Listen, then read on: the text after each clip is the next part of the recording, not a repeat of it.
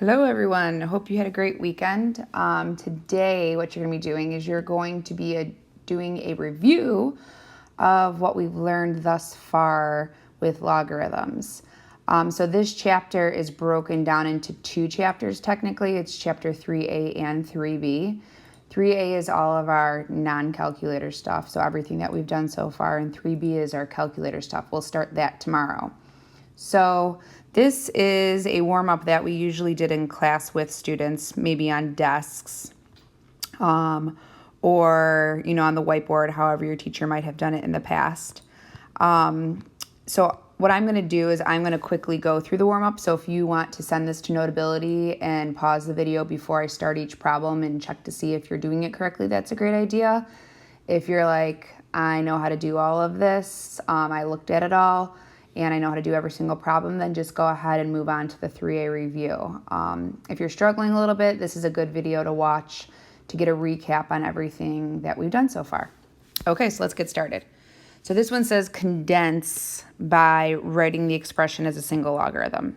So this is a very helpful word right here, single logarithm. So that's telling me that log should only be in my answer once. So that's what I'm going to start by doing. Whoa, that's not a good pen to start with. So I'm going to start by writing log. This has a base of 4, as you can see. And now I'm going to look at each of my logs. So I have, this is 3 times log base 4 of x minus, so I'm going to have a denominator. This is 1/2 log base 4 of y, and it's not log base 4 of y plus 2, which is commonly mistaken for. And then this is just a 2 hanging on the end. That's not a log. So before, I'm going to change this to black ink like I have in the past. I get started here, I need to change this to a log. Remember, I want this to be 2 times something right here that's equivalent to 1. So I look at what base it is, it's 4, so I'm going to make this log base 4 of 4. Now I'm going to pretend like it was printed there. Also remember, if the problem looked like this to start instead, I wouldn't have to do that.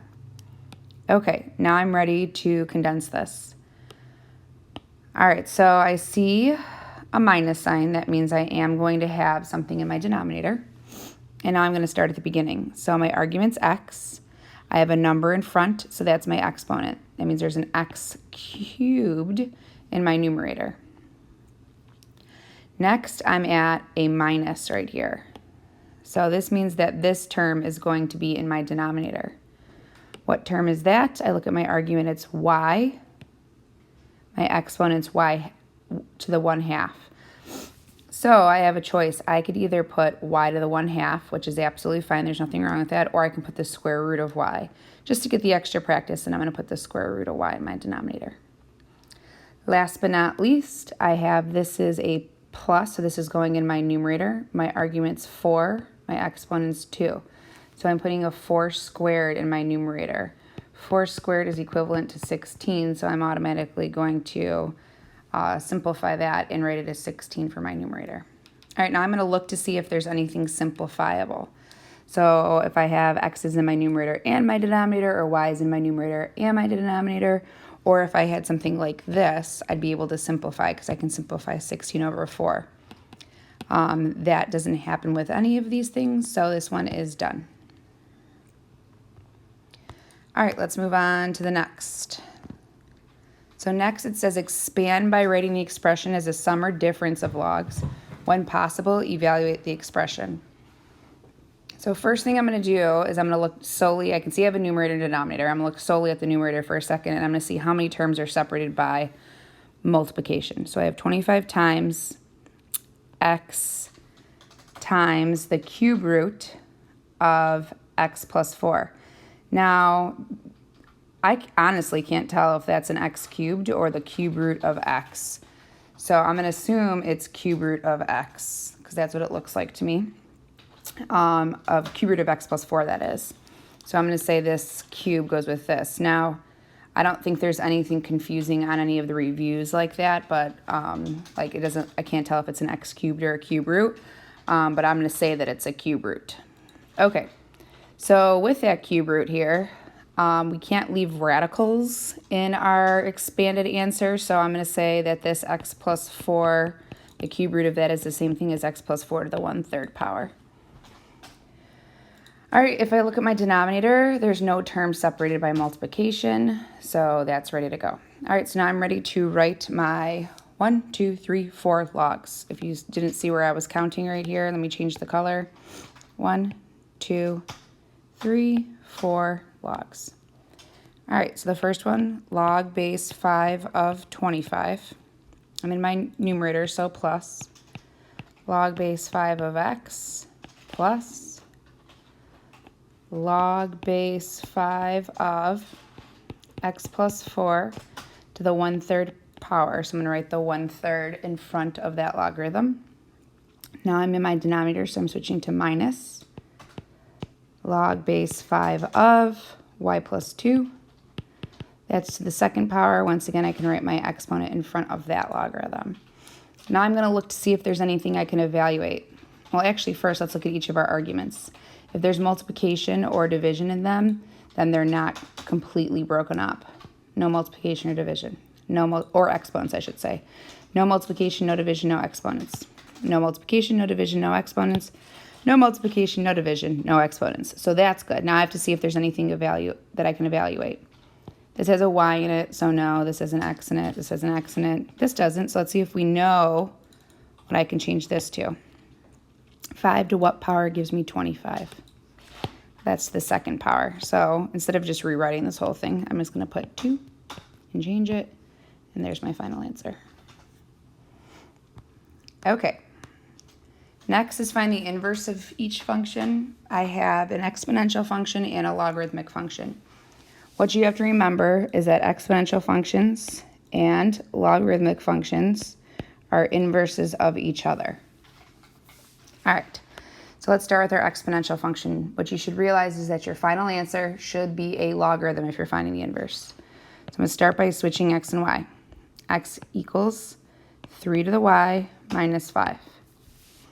All right, now you have to make sure your base and exponent are isolated, which they are not. I have this minus 5 on the end, so I'm going to add 5 to both sides.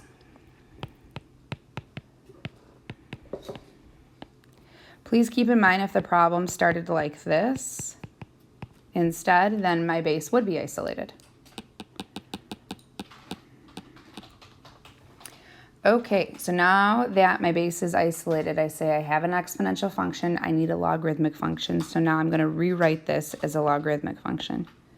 Log base 3 of x plus 5, I want to put that in parentheses to make sure I realize it's not x plus 5, it's x plus 5, and then equals y, and instead of writing y, I'm going to write f inverse of x.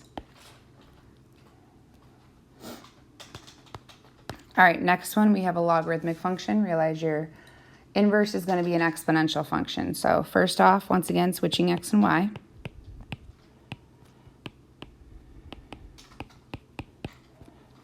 All right, now you're going to ask yourself, is your logarithm isolated with its argument? So logarithm, argument. Is it isolated? No. So I have to subtract 6 from both sides.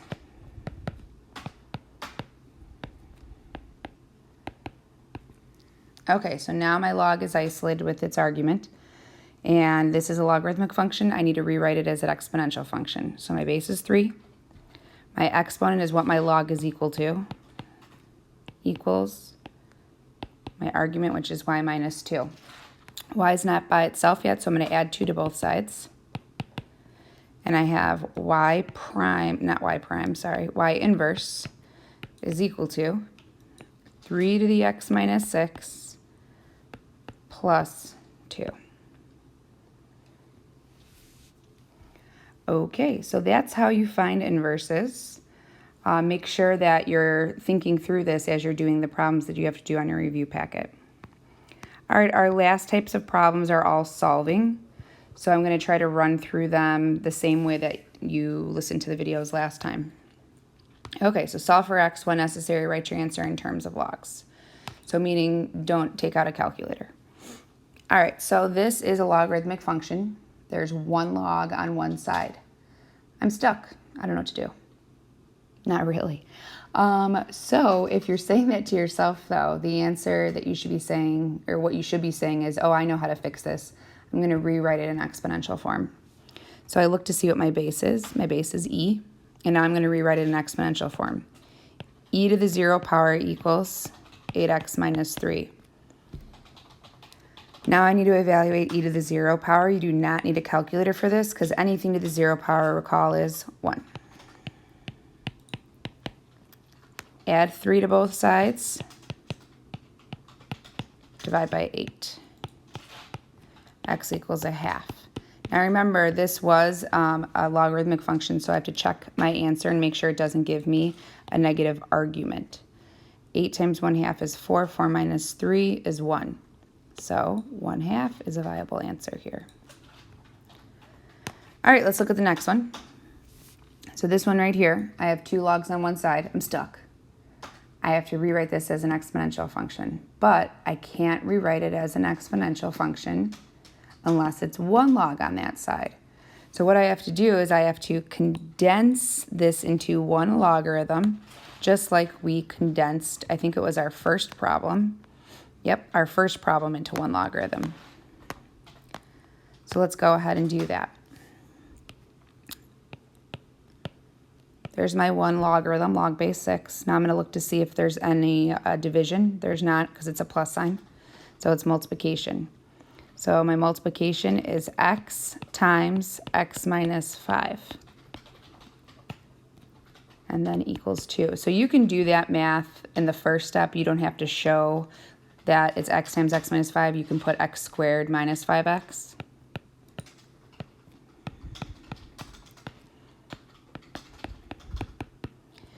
All right, so now here's the point where some people make up math and they're like, I'm going to get my eraser out and erase the word log just to make things better. That's not how we work with logs. If you want to get rid of a log, you have to rewrite an exponential form. So I have 6 to the 2nd power equals x squared minus 5x. 36 equals x squared minus 5x. This is a quadratic function with an x squared and an x, so I want to get it equal to 0 to see if I can factor it.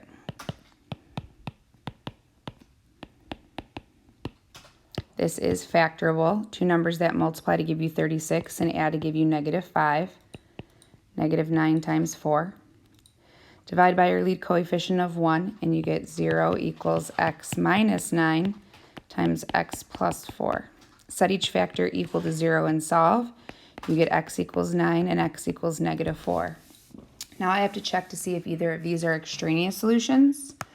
So remember, you have to go back to the original problem. So let's check 9 first. If I plug in 9 here, I get 9. If I plug in 9 here, I get 4, both of which are positive. So that's absolutely fine. Now I'm going to plug in -4. If I plug in -4 here, I get -4 as an argument, which is not allowed. X equals 9. All right, next one here, what you should notice is that there's 3 terms. 1, 2, 3. If there's 3 terms, you're going to want to try to factor this to solve it. But the way that I'm looking at it right now, it looks a little overwhelming. So what I'm going to do is I'm going to use u substitution, where I'm going to let u be equal to 4 to the x. Now notice this right here is not 4 to the x, it's 4 to the x plus 1. So first thing I want to do is I want to break this up into 4 to the x times 4 to the first. Because 4 to the x times 4 to the first is the same thing as 4 to the x plus 1. I'm just going to cross that off. All right, so now I'm going to use u substitution. I have u squared plus, I'm going to replace this 4 to the x with u. So I have 4u minus 5 is equal to 0. I'm going to factor 2 numbers that multiply to give me -5 and add to give me 4. +5 and -1, divide by 1. You get u plus 5 times u minus 1 equals 0.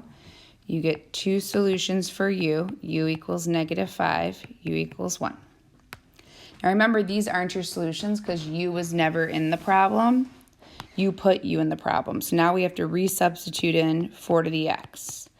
I I have 4 to the x equals -5, 4 to the x equals 1. Now I have to solve each one of these. This is asking me what power should I bring 4 to get a negative number. Not going to happen. So this one does not have any solutions. No solutions. This, however, I can solve. Whenever this is a positive number right here, you can solve it. You might not get a beautiful answer, but it's always going to be solvable. So 4 to what power gives me 1? Now remember, we just talked about this earlier. Anything to the 0 power gives you 1. So my answer here is 0. So far, so good. All right, the very last problem is logarithm an exponential function that I have to solve. And I look at it and I say to myself, can I rewrite this to have the same base? 3 and 21. People accidentally will say I can rewrite 21 as 3 times 7. Well, you can, but that's not helpful. I need to know if I can rewrite 21 as 3 to another power, which I cannot do. So I need to use logarithms to help me solve this. So I'm going to start by logging both sides. So if I log the first side, I have common log of 3 to the x plus 2. Now remember, I can bring my exponent in front. So to the x plus 2 is going in front, equals. I'll do the same thing here. I'm going to bring my exponent in front. All right, so now I need to solve this. Notice there's x's on both sides. So I need to get x by itself. So I'm going to start by distributing my log 3 to each of these terms, then distributing my log 21 to each of these terms. So I have x times common log of 3 plus 2 times common log of 3 is equal to x times common log of 21 minus 1 times common log of 21. So I'm just going to put log 21 instead of 1 times that. Okay, so now I still have x's on both sides of the equations, and I need to get all my x's on one side. So I'm going to get all my x's on the left side. Remember, this is just a personal preference. If you want to get them on your right side, that's absolutely fine. Now, anything without an x on it, I don't want on that side. So I'm going to subtract 2 log 3, subtract 2 common log of 3 from both sides. All right, so now what I have is x times common log of 3 minus x times common log of 21 is equal to negative common log of 21 minus 2 common log of 3. And it doesn't matter which one of these you write first. It doesn't matter which one of these you write first.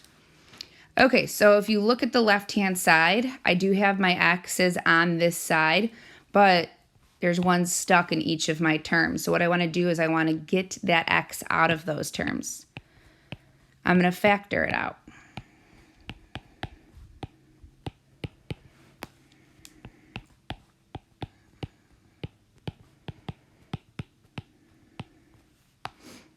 All right, so last step, I need to get x by itself.